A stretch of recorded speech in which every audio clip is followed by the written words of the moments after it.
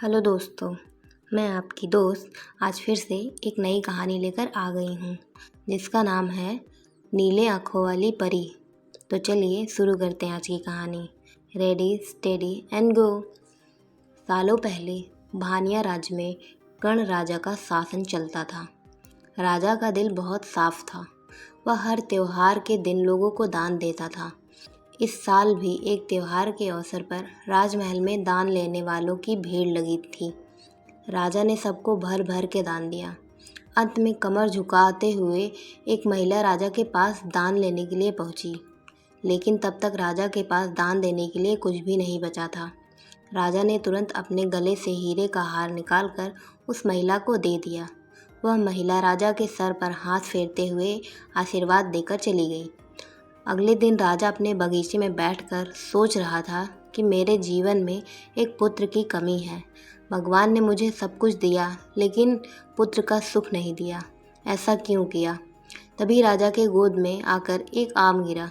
राजा इधर उधर देखने लगा। उसके मन में हुआ कि आखिर यह आम मेरी गोद में आया कैसे। तभी कुछ देर बाद उन्हें बहुत सारी परियां दिखीं। उन सभी परियों में से एक नीली आँख वाली परी राजा के सामने आई और बोलने लगी कि इस आम को अपनी पत्नी को दे देना। यह आम तुम्हें पुत्र रत्न देगा।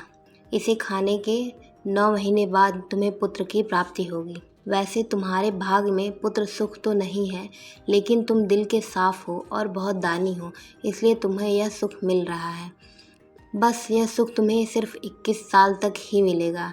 जैसे ही तुम्हारा बेटा 21 साल का होगा और उसकी शादी होगी, उसके बाद उसकी मृत्यु हो जाएगी।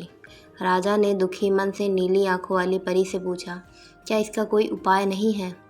परी ने कहा, राजन, कल मैं कमर झुकाते हुए एक साधारण महिला के रूप में तुम्हारे दरबार में दान लेने के लिए आई थी। देखो, जो माला तुमने मुझे दी थी वह मेरे गले में है। तुम्हारे इसी कर्म और दूसरों की मदद करने की भावना के कारण मैं तुम्हें पुत्र का आशीर्वाद देने के लिए आई हूँ।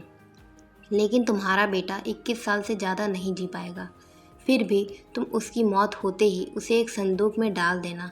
उसके बाद संदूक में 4 दही के घड़े रखना और बीज बगीचे में लाकर उसे छोड़ देना। इतना कहकर नीली आंखों वाली परी वहाँ से ओझल हो गई। राजा ने महल जाकर सारी बात अपनी पत्नी मैत्री को बता दी और उसे आम खाने के लिए दिया। राजा की पत्नी ने आम खाने के ठीक 9 महीने के बाद एक पुत्र को जन्म दिया। बेटा होने की खुशी में राजा ने बहुत बड़ा जश्न रखा।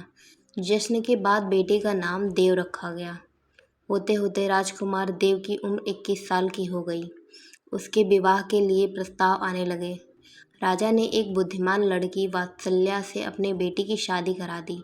शादी के कुछ ही दिनों के बाद नीली आंखों वाली परी की बात सच हो गई और राजा का बेटा देव मर गया। राजा और रानी नीली आंखों वाली परी की बात भूल गए थे। वो देव के अंतिम संस्कार के लिए राजा लोगों के साथ शमशान की ओर बढ़ने लगे तो राजा को परी की बात याद आ गई। तुरंत राजा ने सबको एक बड़ा सा संदूक और 4 दही के घड़े लाने के लिए कहा। संदूक आते ही राजा ने भारी मन से अपने बेटे को उसमें डाला और दही के 4 घड़े भी रख दिए। उसके बाद राजा ने अपने सैनिकों की मदद से उस घड़े को घने जंगल के बीच में रख दिया। वहाँ से लौटने के बाद राजा का मन किसी भी काम में नहीं लग रहा था। कुछ समय बाद देव की पत्नी अपने मायके चली गई। समय बीता और देव की पत्नी को 1 साल हो गए। देव की पत्नी वात्सल्या के घर एक बूढ़ा आदमी खाना मांगने के लिए आया। उसने बड़े प्यार से उसे खाना खिलाया। खाना खाने के बाद उस भिखारी ने अपना हाथ धोने के लिए दूसरे हाथ की मुट्ठी खोली। तभी वात्सल्या ने उस मुट्ठी में अपने पति देव की सोने की चैन देखी। वात्सल्या ने तुरंत भिखारी से पूछा, आपको यह चैन कहाँ से मिली? यह तो मेरे पति की है।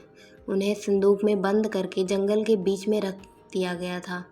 भिखारी ने डरते हुए कहा, हाँ, मैंने यह चैन उसी संदूक से निकाली है। वात्सल्या ने कहा, आप डरिए मत, मैं सिर्फ यह जंगल तक जाना चाहती हूँ जहाँ मेरे पति का संदूक रखा है। भिखारी ने कहा, वह जंगल है, बहुत ही भयानक है, मैं वहाँ तक नहीं लेकर जा पाऊँगा आपको। हाँ, आप चाहो तो मैं आपको उस संदूक से थोड़ी दूर ले जाकर छोड़ सकता हूँ। वात्सल्या तेजी से भिखारी के साथ जंगल तक पहुंची। घने जंगल से पहले ही भिखारी वहां से चला गया। फिर वात्सल्या अकेले अपने पति के संदूक को ढूंढने के लिए निकल पड़ी। वहां जाकर उसने अजीब सी चीजें देखी। उस संदूक के पास बहुत सी परियां थीं। वात्सल्या पेड़ के पीछे छिपकर उन्हें देखने लगी। वात्सल्या ने देखा कि सारी परियों के बीच एक नीली आंखों वाली परी आई और उसने संदूक में एक लकड़ी देव के मृत शरीर के सिर के पास और एक पैर के पास रखी। तभी देव संदूक से बाहर निकल आया। परियों ने उसे मिठाई खिलाई और दोबारा संदूक के अंदर डालकर लकड़ियों की स्थिति बदल दी। रोज रात को नीली आंखों वाली परी इसी तरह से देव को संदूक से बाहर निकालती और फिर उसी में भेज देती थी।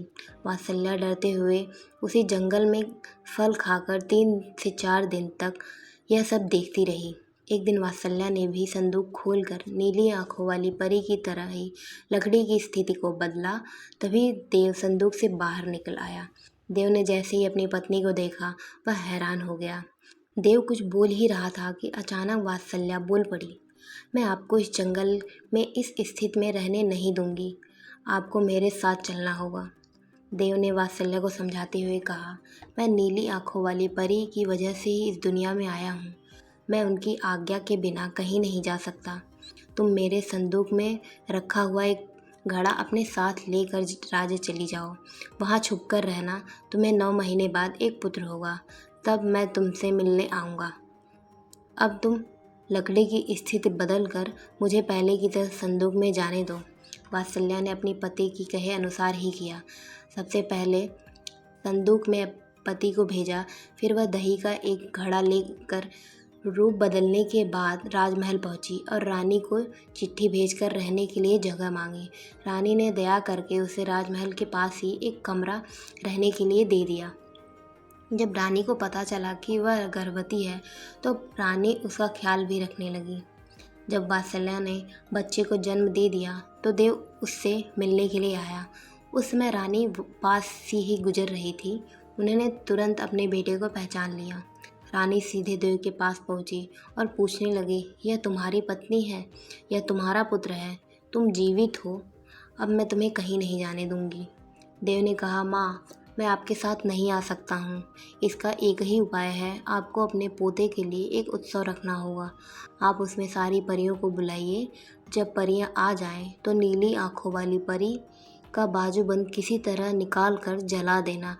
उसके बाद नीली आंखों वाली परी से मेरे जीवन का वरदान मांग लेना। इतना कहकर राजकुमार देव वहाँ से चला गया। उसकी माँ ने दुखी मन से उसे विदा किया। कुछ ही दिनों में रानी मैत्री ने अपने बेटे देव के कहे अनुसार जश्न रखा और सारी परियों को भी बुलाया। सभी जश्न में डूब गए थे। तभी रानी मैत्री का पोता रोने लगा। रोते बच्चे को देखकर नीली आंखों वाली परी ने उसे अपनी गोद में उठा लिया। तभी रानी मैत्री ने परी से कहा, देखिए ना, इसे आपका बाजूबंद पसंद आ गया है। तभी तो आपके पास आते ही इसने रोना बंद कर दिया। क्या आप कुछ देर के लिए अपना बाजूबंद इसे खेलने के लिए दे देंगी? परी ने तुरंत अपना बाजूबंद उस बच्चे को दे दिया। रानी मैत्री को इसी मौके का इंतजार था। उसने सबकी नज़रें बचाते हुए उस बाजूबंद को आग में डाल दिया। नीली आंखों वाली परी ने अपने जलते बाजूबंद को देखकर रानी मैत्री से पूछा, आपने यह क्या किया? अब हम आपके बेटे देव को अपने पास उस जंगल में नहीं रख पाएंगे। यह सुनते ही रानी मैत्री ने रोते हुए परी से प्रार्थना की। उन्होंने कहा, आपकी कृपा से मुझे बेटा हुआ था। अब आपको ही कृपा करके मेरा बेटा लौटाना होगा। मैं आपसे अपने बेटे की भीख मांगती हूँ। यह सुनते ही रानी मैत्री ने रोते हुए परी से प्रार्थना की। उन्होंने कहा, आपके कृपा से मुझे बेटा हुआ था। कृपा करके मेरा बेटा लौटाना होगा। मैं आपसे अपने बेटे देव की भीख मांगती हूँ। नीली आंखों वाली परी को माँ का प्यार देखकर दया आ गई और उन्होंने आशीर्वाद दे दिया। परी के आशीर्वाद से राजकुमार देव संदूक से बाहर निकलकर घर लौट आया। राजकुमार अपने परिवार के साथ खुशी खुशी रहने लगा। तो हमें इस कहानी से यह सीख मिलती है कि विनम्रता से सबका दिल जीता जा सकता है और सब्र व सही रणनीति से इंसान मुश्किल काम को भी पूरा कर लेता है। ये रही हमारी आज की कहानी। अगर आपको ये कहानी अच्छी लगी तो हमें कमेंट में ज़रूर बताएं। मैं आपसे फिर से मिलूँगी एक नई कहानी के साथ। तब तक के लिए बाय बाय।